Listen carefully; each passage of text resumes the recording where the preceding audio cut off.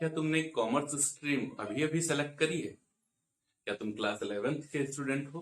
और क्या तुम्हें जर्नल एंट्री के कॉन्सेप्ट समझ में नहीं आते? क्योंकि जर्नल एंट्रीज बहुत सारी हैं। अब इतनी सारी जर्नल एंट्रीज कैसे समझी जाएं? हाँ, मानता हूं प्रॉब्लम हो सकती है, लेकिन उस प्रॉब्लम का सोल्यूशन मिलेगा तुमको इस वीडियो में। क्योंकि बहुत सारी होने वाली जर्नल एंट्रीज को मैं मिनिमाइज करके 8 से 10 एंट्री में कन्वर्ट कर दूंगा और तुम्हें स्टेप बाय स्टेप सारी चीजें अभी के अभी इसी वीडियो में लगभग जो कि 1 घंटे का होने वाला है सब कुछ समझ में आ जाएगा। तो करना क्या है, कॉपी और पेन लेकर के बैठ जाइए। जिस तरीके से मैं जर्नल एंट्री आपको बताऊं बस उस तरीके से नोट करते रहिएगा और फिर देखिएगा फटाफट सारी की सारी कंडीशंस तुम्हारी क्लियर हो जाएंगी। और आज के बाद कोई जर्नल एंट्री तुमसे पूछेगा तो उसके मुंह से बाद में निकलेगी जर्नल एंट्री, ट्रांजेक्शन बाद में निकलेगा और तुम्हारी एंट्री पहले बन जाएगी। तो चलिए स्टार्ट करते हैं। देखो कंडीशन क्या होती है बेटा जर्नल एंट्री। सबसे पहले तुम्हें नेचर ऑफ अकाउंट समझने पड़ते हैं जो कि तुमने ऑलरेडी पढ़ा होगा, भले ही सरदर्दी हुई हो, समझ में नहीं आया हो, एक बार मैं फिर से तुमको बताता हूं। सारे ही अकाउंट्स तुम्हारे 3 कैटेगरी में डिवाइड हैं। सबसे पहले को कहते हैं पर्सनल, फिर रियल, फिर नॉमिनल। पर्सन एबीसी आ जाए, कोई इंस्टीट्यूट आ जाए, कोई फर्म आ जाए, कोई ऑर्गेनाइजेशन आ जाए तो पर्सनल अकाउंट है। कोई एसेट्स आ जाए, कोई लायबिलिटी आ जाए तो रियल अकाउंट है।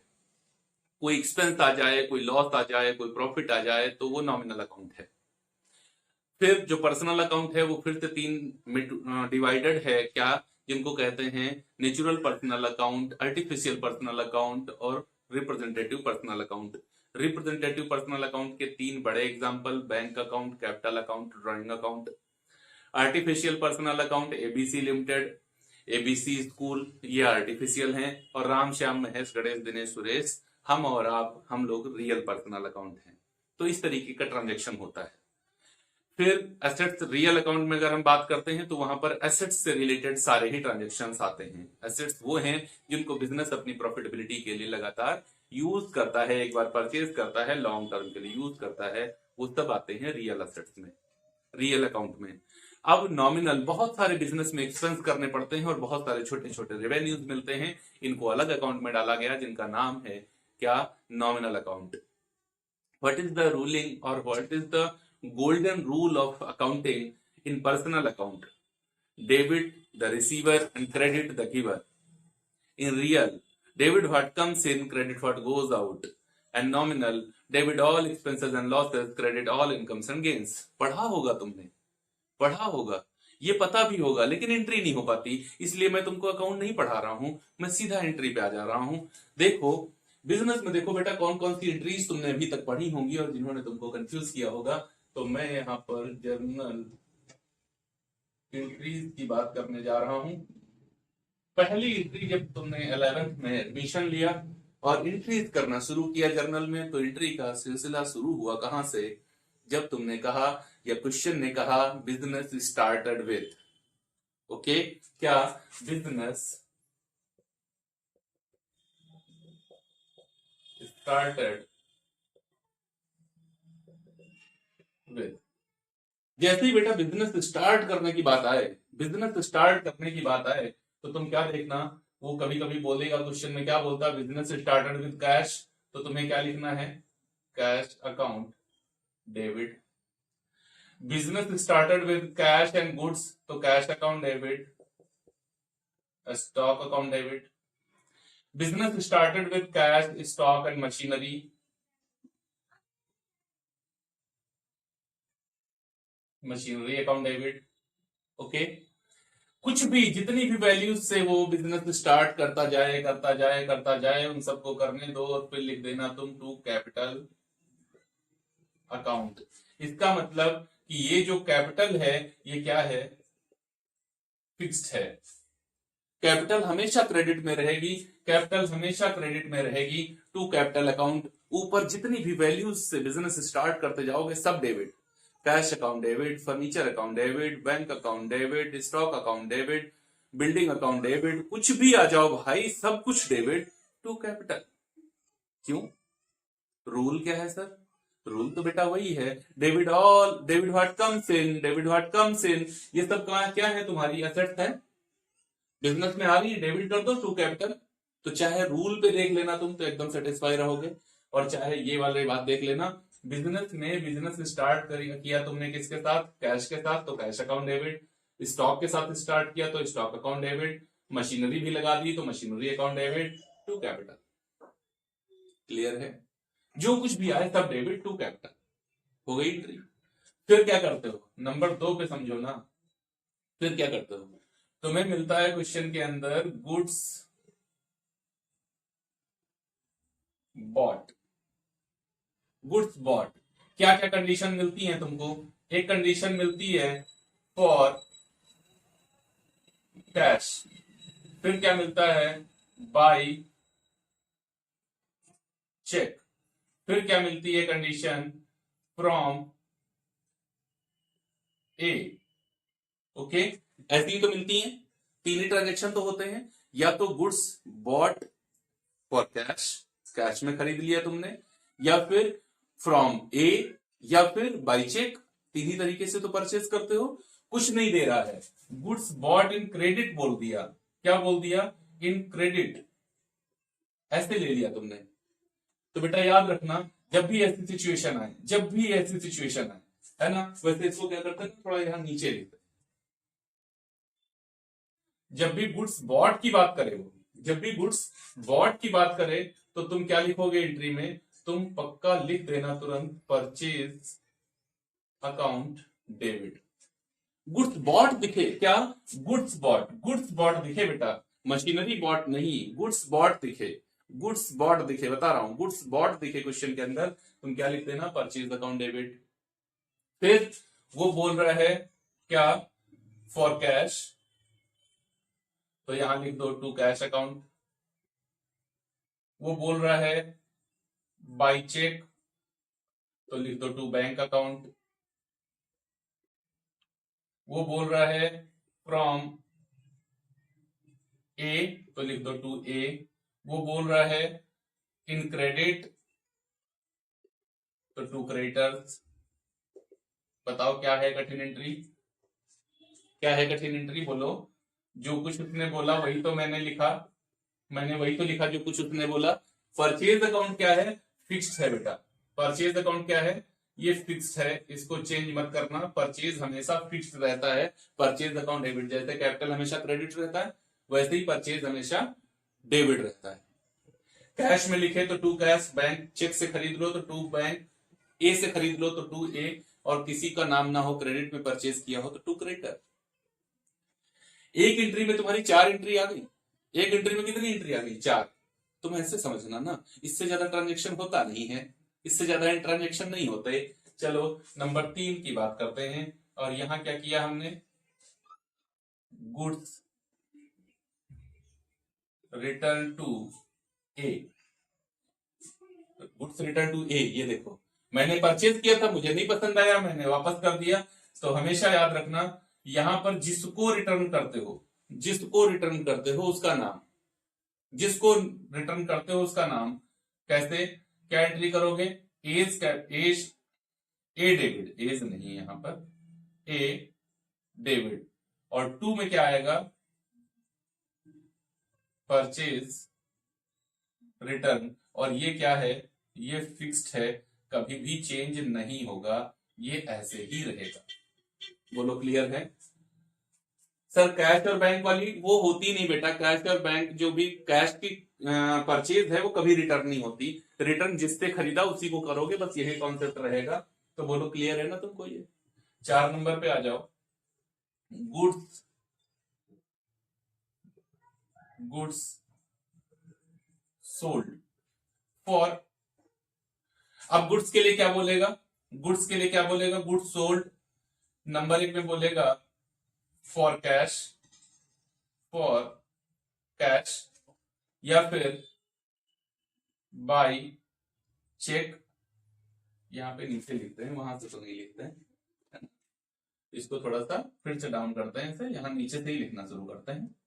गुड्स सोल्ड, ये क्या बोलेगा, फॉर कैश, तो तुम लिख लेना कैश अकाउंट डेबिट। वो बोलेगा बाय चेक, देखो चेक में बेटा कंफ्यूजन रहेगी थोड़ी, चेक में थोड़ी कंफ्यूजन रहेगी, मतलब अभी शुरुआत में, जब खत्म कर दूंगा तब नहीं रहेगी, अभी रहेगी। चेक जब तुम्हें कभी रिसीव हो, जब कभी भी तुम्हें चेक रिसीव हो, जब कभी भी तुम्हें चेक रिसीव हो, तो तुम ये देखना कि cheque was submitted to bank immediately और सेम डे और इन नेक्स्ट डेट। चेक जो तुमको मिला था उसको उसी डेट में बैंक में भेज दिया गया था या फिर अगले दिन भेजा गया था। अगर सेम डे तुमने बैंक भेज दिया तो तुम लिखना bank account debit to sales, और अगर नेक्स्ट डे या किसी और दिन भेजा था तो cheque in hand account debit to, cheque in hand account debit, cheque in hand account debit to sales. लेकिन अभी मैं तुमको सिर्फ बैंक वाला कॉन्सेप्ट पढ़ा रहा हूं, तो गुड्स सोल्ड बाय चेक तो बैंक अकाउंट डेबिट। फिर उसने बोला गुड्स सोल्ड टू मुकेश तो Mukesh debit, goods sold to customer तो डेटर अकाउंट डेबिट। और टू क्या लिखना, टू सेल्स अकाउंट लिखना, टू सेल्स अकाउंट। और ये क्या रहने वाला है बेटा, ये फिक्स्ड रहने वाला है, कभी भी चेंज मत करना, कभी भी चेंज करना ही नहीं। सेल्स हमेशा कहां होगी, सेल्स हमेशा कहां होगी, क्रेडिट में, टू सेल्स अकाउंट। और किसकी सेल्स, गुड्स की सेल्स, बहुत इंपॉर्टेंट, गुड्स की सेल्स कहां रहेगी, टू सेल्स अकाउंट। देखो 4 एंट्री फिर से हो गई, cash, goods sold for cash, cash account debit to sales, goods sold by cheque, bank account debit to sales, goods sold to Mukesh, Mukesh debit to sales, goods sold to customer, customer debit to sales. बस एक एक entry में समझो ना, 4 4 5 5 entry, क्यों अलग इनको बढ़ा रहे हो खाली मूली। Number 5, goods return by Mukesh. देखो बेटा, जब गुड्स रिटर्न बाय की बात हो तो इसका मतलब है वो सेल्स रिटर्न है। वो कौन सी रिटर्न है, sales return. Okay, goods return by sales return है। और इसको किस नाम से जानते हैं, तो इसको रिटर्न इन वर्ड के नाम से भी जानते हैं। और अगर रिटर्न टू की बात करें तो ये परचेज रिटर्न की बात हो रही है, और इसको रिटर्न आउटवर्ड के नाम से भी जानते हैं। तो देखो सेल्स हमेशा क्रेडिट होता है, ऐसे ही फिक्स्ड है एकदम क्या कि सेल्स रिटर्न अकाउंट डेबिट होता है, सेल्स रिटर्न अकाउंट डेबिट होता है। और नीचे जिससे भी तुमको वापस आया हो उसका नाम लिख दो, हो गई journal entry, sales return account debit to Mukesh. हो गई एंट्री, क्या प्रॉब्लम है, बोलो है प्रॉब्लम, नहीं है ना, नहीं है, नहीं है, और अब और भी नहीं रही जा रही है। ओके, अच्छा एक बात मुझे बताना कि यहाँ पर डेविड और टू जब हम लोग लिखते हैं तो इतना गैप क्यों छोड़ देते हैं, इसके पीछे क्या रीजन है। अगर तुम्हें पता है ना तो कमेंट बॉक्स में जरूर बताना, अगर नहीं पता है और क्यूरियोसिटी है तुम्हारे अंदर जानने की तो ये भी कमेंट बॉक्स में बताना, बताएंगे तुमको कि क्यों यहाँ पर ऐसे ये स्पेस छोड़ करके टू लिखा जाता है। 5 एंट्री हो गई, चलो भाई शुरू करते हैं आगे। अब क्या करेंगे, देखो बिजनेस स्टार्ट कर लिया तुमने, गुड्स परचेज कर लिया, गुड्स रिटर्न कर दिया, गुड्स सेल कर दिया, सेल रिटर्न आ गई। अब क्या होगा इसके आगे, इसके आगे एसेट्स परचेज करोगे, एसेट्स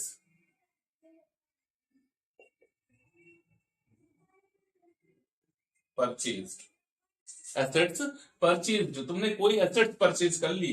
देखो बेटा याद रखना, एसेट्स भी मशीनरी बॉट, बिल्डिंग बॉट ऐसे होगा, और गुड्स बॉट तुम बॉट में परचेज अकाउंट डेबिट करते हो, एसेट्स में मत कर देना। क्यों नहीं करेंगे सर, अरे बेटा रियल अकाउंट का रूल लगेगा ना, रियल अकाउंट और capital and revenue transaction. Business कर रहे हो तो गुड्स तो बार बार खरीद के लाओगे बेचोगे, मशीन एक बार खरीदोगे लंबे टाइम यूज करोगे, कैसे एंट्री करेंगे।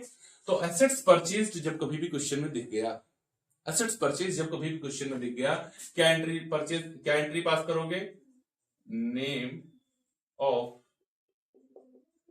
Assets account debit.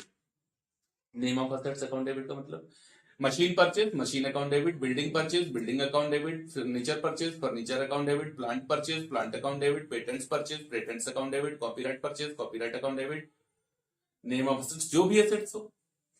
फिर वो क्या बोलेगा, assets purchase for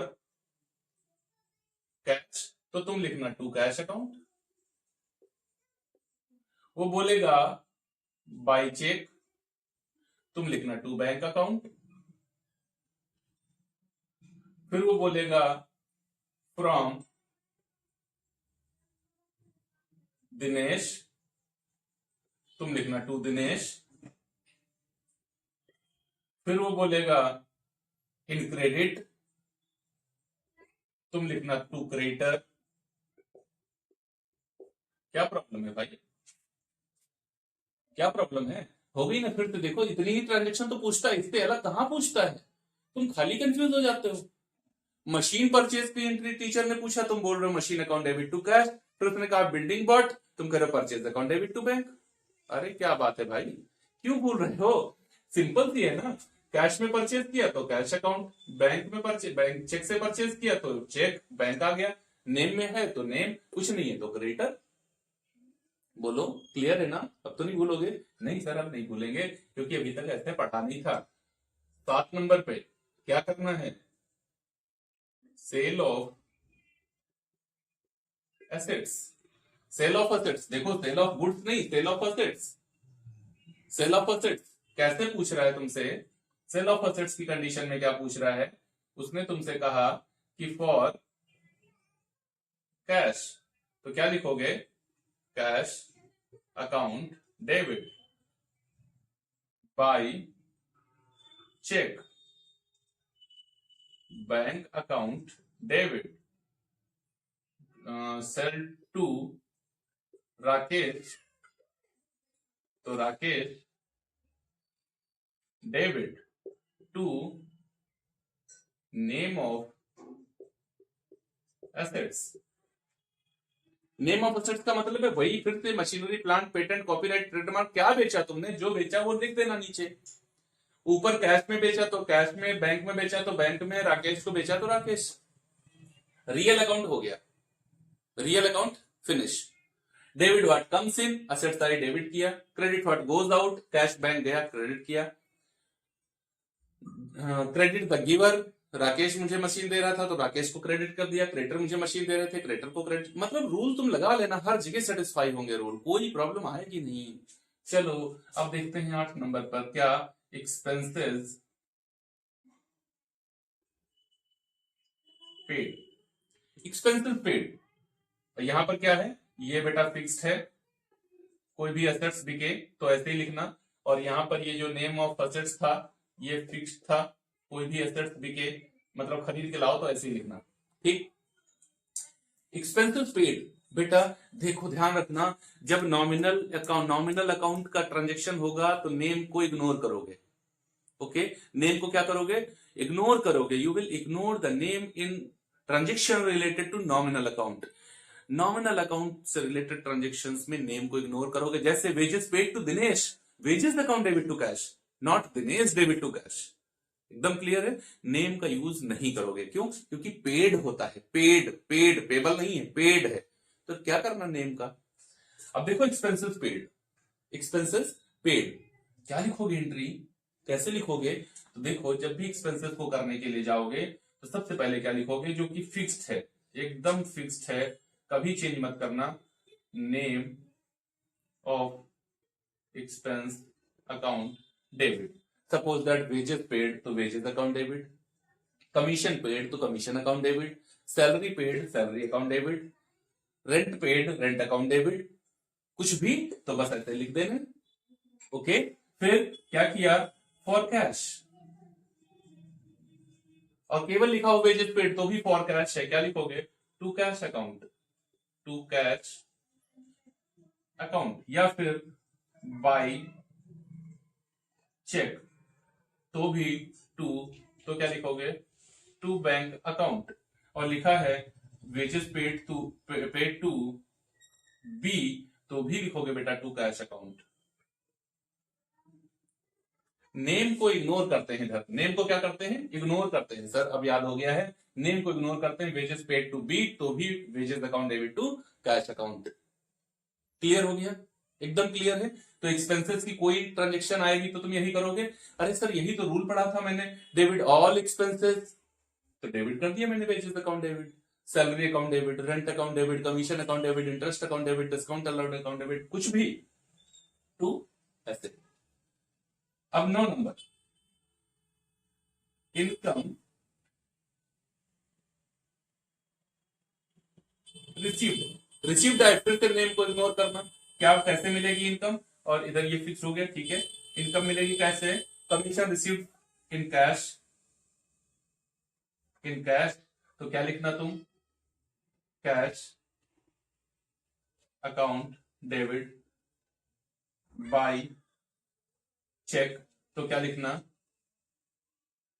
bank account debit to name of income, और ये रहेगा ऑलवेज फिक्स्ड। जैसे commission received cash account debit to commission, rent received cash account debit to rent, interest received cash account debit to interest, ऐसे entry होगी हमेशा। तो ये देखो ऐसे, जैसे या तो कैश में मिलेगा या बैंक में मिलेगा, ऐसे लिख लोगे, बात खत्म। समझ में आ रही है ना एंट्री। देखो बेटा, पर्सनल अकाउंट हो गया, रियल अकाउंट हो गया, नॉमिनल अकाउंट हो गया, मतलब ये सब खत्म। अब क्या आएगा, अब आएंगी एडजस्टमेंट, अब आएंगी एडजस्टमेंट। जैसे एक्सपेंस, या चलो अब यहां पे तुमको एक साथ बता देता हूं। जैसे उसने कहा सैलरी आउटस्टैंडिंग, बहुत एंट्री मिलती हैं ऐसी, सैलरी आउटस्टैंडिंग। तो बेटा देखो ना, तुम जब एक्सपेंस पेड करने गए थे तो एंट्री क्या थी, नेम ऑफ एक्सपेंस, मतलब सैलरी अगर पेड कर रहे होते तो क्या लिखते हैं, salary account debit to cash. तो तुम अभी भी यही लिखना, सैलरी अकाउंट डेबिट, लेकिन कैश नहीं दिया मैंने, चेक भी मैंने नहीं दिया, तो फिर क्रेडिट में क्या लिखें, तो क्रेडिट में वो बोल रहा है ना आउटस्टैंडिंग है, तो लिख दो टू आउटस्टैंडिंग सैलरी।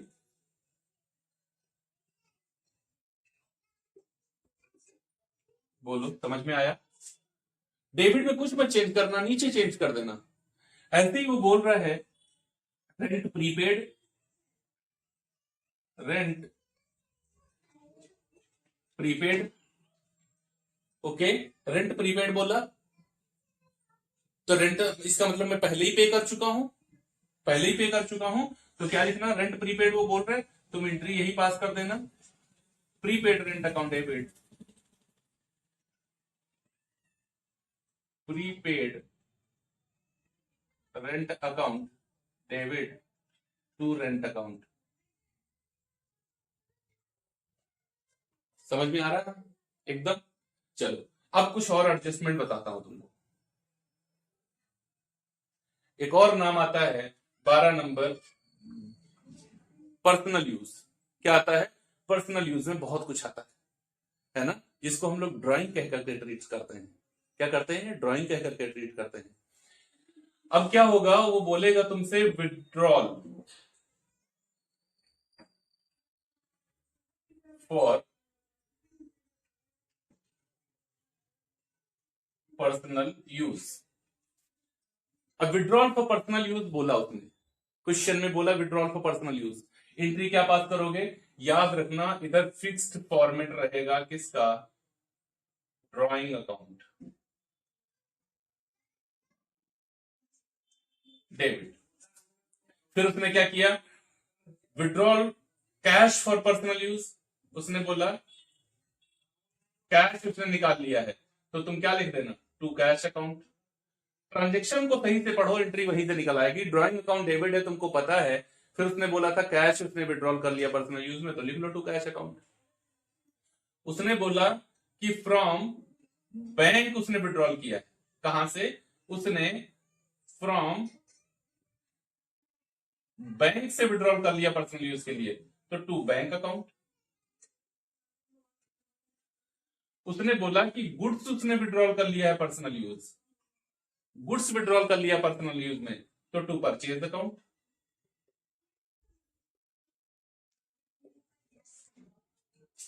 याद रखना, income tax, life insurance policy will treat as a personal use expense, means drawing. Income tax paid किया, हाउस होल्ड एक्सपेंस पेड किया, लाइफ इंश्योरेंस पॉलिसी पेड करी, तो वो भी ड्राइंग है। तो ड्राइंग इससे ज्यादा नहीं होती, तीन ही कंडीशन होती, या तो कैश निकालोगे, या गुड्स निकालोगे, या बैंक से निकालोगे।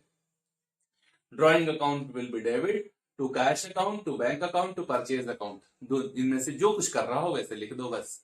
और ये तीनों बातें तो क्वेश्चन में लिखी होती हैं, बस ऊपर क्या लिखा होता है, विड्रॉल फॉर पर्सनल यूज। अब विड्रॉल के बाद बोलेगा withdrawal cash for personal use, withdrawal from bank for personal use, withdrawal goods for personal use, तो ड्राइंग अकाउंट डेबिट।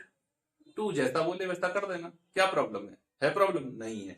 अच्छा अब देखो फिर क्या होगा आगे, और बहुत ही ज्यादा इंपॉर्टेंट चीज, वो गुड्स से रिलेटेड है। क्या बोलेगा, goods loss bye, okay, goods loss bye, या फिर गुड्स को समझो केवल क्या क्या कह सकता है वो तुमसे, गुड्स को समझो क्या क्या बोलेगा। सबसे पहले बोल सकता है loss by fire, loss, loss बस लॉस समझो, ये बहुत सारी क्या बताकर फिर ही कंफ्यूज कर देंगे तो फायदा क्या। लॉस बाय फायर या किसी भी तरीके से गुड्स तुम्हारा लॉस हो गया, या फिर goods given in specimen, goods given in donation, goods given in charity, okay. ऐसा कुछ भी बोल रहा हो, ऐसा कुछ भी बोल रहा हो तो क्या करोगे, गुड्स लॉस बाय फायर, क्या एंट्री पास करोगे, goods loss by fire account debit, ठीक। Goods loss by flood, goods loss by flood account debit, goods loss by theft, goods loss by theft account debit, जैसे गया हो बस यहां पे तुम्हें वो नाम जोड़ देना है बस, बाई कैसे गया कैसे। फिर गुड्स गिवन इन स्पेसिमेन, स्पेसिमेन में ना एडवर्टाइजिंग होती है, तो फिर इसका मतलब एंट्री क्या पास करोगे, advertisement account debit, okay. Goods given in donation, donation account debit, goods given in charity, charity account debit. To, तो टू में बेटा हमेशा याद रखना, टू में आएगा परचेज, और ये क्या है, फिक्स्ड है। बोलो क्लियर है, कहीं पर कोई कंफ्यूजन कोई डाउट तो नहीं है। गुड्स तुम्हारा चाहे जैसे चला जाए, goods loss in transit, goods loss in transit account debit to purchase account, goods loss by flood, कुछ भी हो जैसे भी हो बस तुम टू परचेज अकाउंट आएगा, और ऊपर वाली लाइन क्वेश्चन में लिखी होगी कि क्यों जा रहा है गुड्स। ट्रांजेक्शन को सही से पढ़ा तुमने, ट्रांजेक्शन में लिखा था गुड्स गिवन इन स्पेसिमेन। अब स्पेसिमेन में जब कुछ भी फ्री सैंपल बांटते हैं तो एडवर्टाइजिंग होती है कि तुमको फ्री में दिया है, तुम लोगों को प्रमोट करो, क्या हो जाएगा, समझ गए ना, एकदम समझ में आ रहा है। अब तुमको एक मोस्ट इंपॉर्टेंट एंट्री समझा रहा हूं जो ये वाली है, goods loss by fire. Suppose that तुम्हारा गुड्स लॉस बाय फायर में कितने का है, 20,000 का है, 20 के। अब इस सिचुएशन में 3 एंट्री पास होती है, कितनी एंट्री पास होती है, 3, क्योंकि तुम हो बिजनेसमैन। बिजनेसमैन बिना इंश्योर्ड गुड्स तो अपने यहां रखेगा नहीं। अब इंश्योर्ड गुड्स तुम्हारा लॉस हो गया तो पहली एंट्री, फर्स्ट एंट्री क्या पास करोगे, first entry you will pass goods loss by fire account debit to purchase account. फिर तुम इंश्योरेंस कंपनी को सेकंड कंडीशन में इंश्योरेंस कंपनी को बताओगे मुझे लॉस हुआ, क्या एंट्री पास करोगे, insurance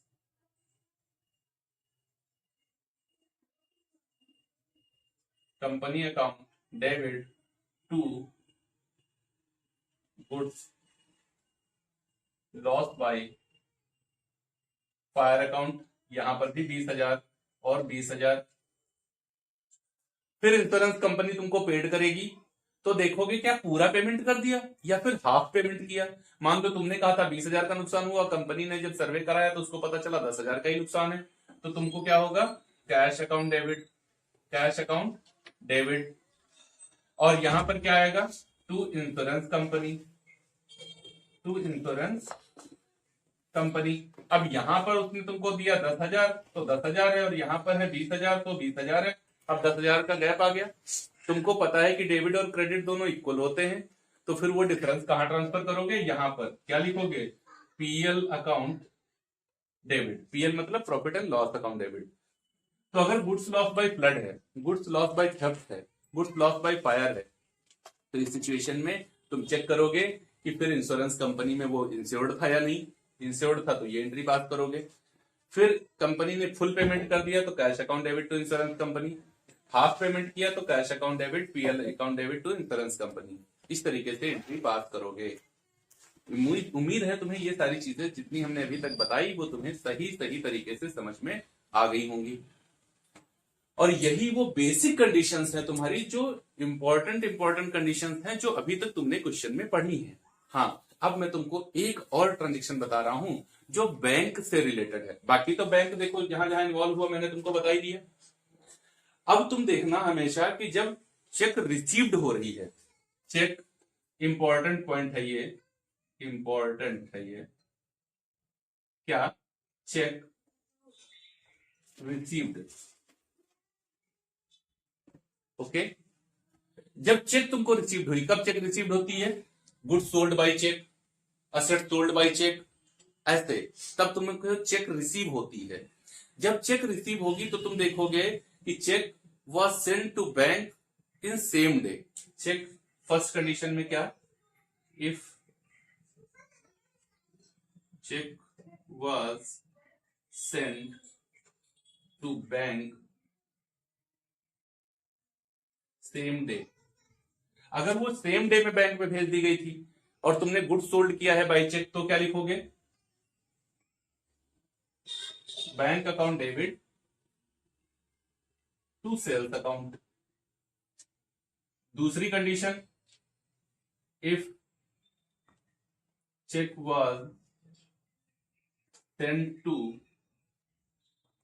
bank in next day or day after।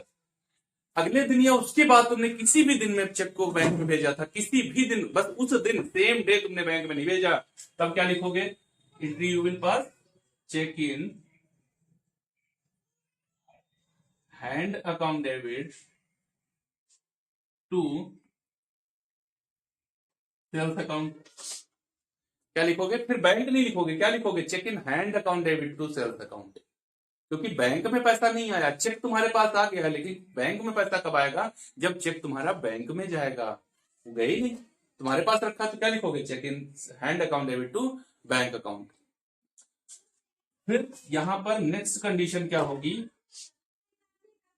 When you will send the cheque to bank. जब इस चेक को तुम बैंक भेजोगे, जब इस चेक को तुम बैंक भेजोगे, तब एंट्री क्या करोगे?